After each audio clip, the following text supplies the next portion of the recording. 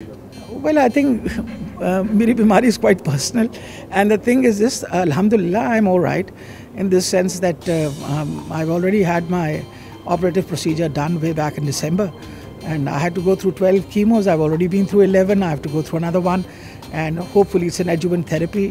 Things would improve, inshallah.